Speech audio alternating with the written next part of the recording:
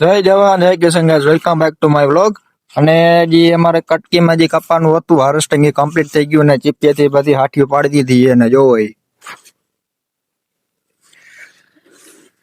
Complete gas માં જો હાથીઓ પડી ગઈ. હાથીઓ ભેગી કરવાનું કામ હાલે અને આજ થાય તો આજ ને કાલે હરગાઈને કમ્પ્લીટ કરી દેવું. અને બીજી હાથી માં કે પારે ઉનાળે હરગાઈ દેવી છે. અને તે પછી જો ગેસ મારે ઘઉં દેખાડું